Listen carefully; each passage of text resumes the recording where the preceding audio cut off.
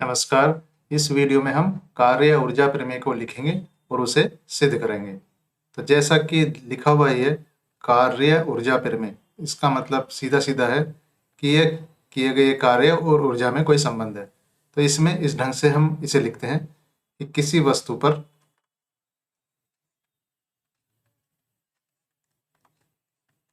Net बाह्य बल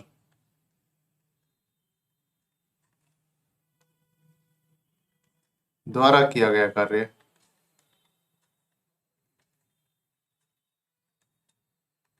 किसके बराबर होता है? ये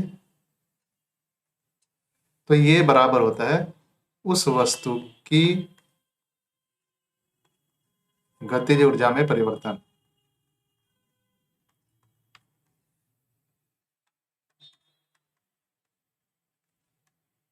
अब हम इसे इस ढंग से समझ लेते हैं। मान लीजिए यहाँ पर कोई तल है और उस पर एक बॉक्स रखा हुआ है। अब आप क्या करेंगे, बॉक्स को धक्का मारिए, या कह सकते हैं उसे हमने यहाँ से इतने बल से इसे आगे धक्का दिया तो बॉक्स जिसका वेग यहाँ पर 0 था वो यहाँ चलना शुरू हो जाएगा और उसका कोई वेग हो जाएगा।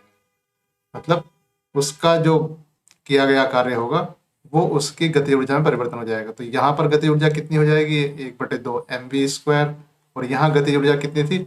ये गति ऊर्जा है 0। तो ये इसमें अंतर होगा, या उल्टा कह सकते हैं, अगर पहले से कोई गाड़ी यहाँ पर चल रही है, इस ढंग से हम कह सकते हैं कि पहले से कोई कार चल रही है और उस चलते हुई कार को आपने पीछे की तरफ फोर्स लगाया, या कह सकते हैं उस पर ब्रेक लगाए। तो ब्रेक लगाने से जो किया गया कार्य होगा, तो इसमें क्या होगा, कार्य ऋणात्मक होगा, मतलब निगेटिव होगा या ऋणात्मक होगा। तो किया गया कार्य अगर ऋणात्मक हो जाएगा, इसका मतलब क्या है, उसकी गति ऊर्जा में परिवर्तन तो होगा बट वो परिवर्तन ऋणात्मक होगा। इसका मतलब गति ऊर्जा घट जाएगी।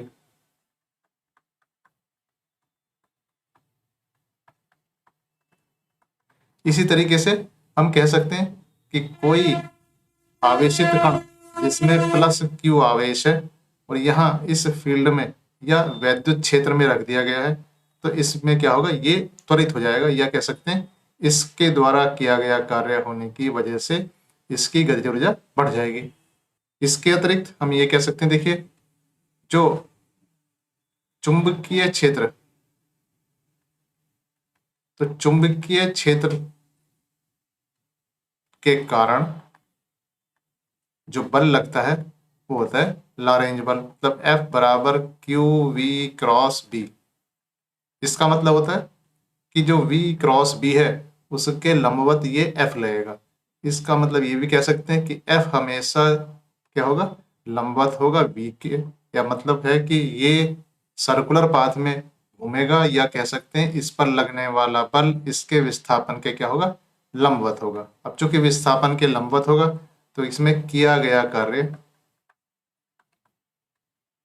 क्या होगा, शून्य होगा। जब किया गया कार्य शून्य होगा तो गतिज ऊर्जा में परिवर्तन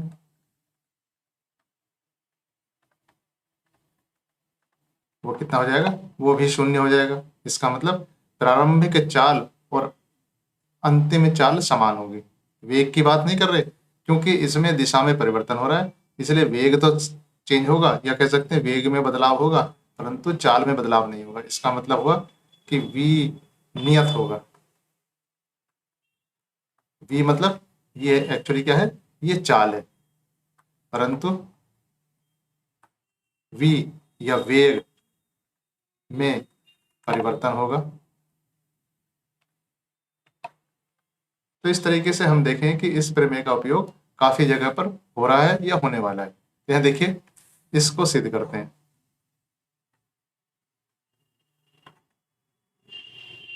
यह देखते हैं, माना किसी वस्तु पर लगने वाला बल, माना किसी वस्तु पर लगने वाला बल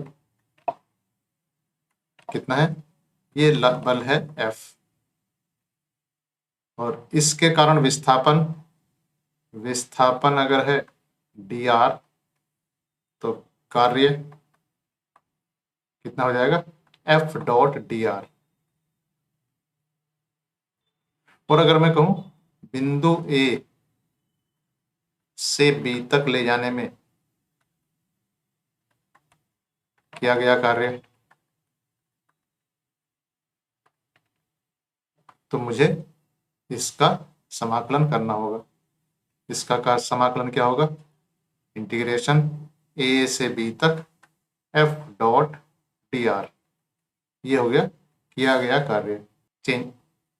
अब देखिए यहाँ पर इसे थोड़ा सा मॉडिफाई करते हैं या परिवर्तन करते हैं, तो ये वेग v क्या हो जाता है? डी आर डी टी बटे डी टी। तो W का मान हम इस ढंग से लिखते हैं, A से B तक F डॉट, इसे लिख देते हैं D R over D T गुणा डी टी।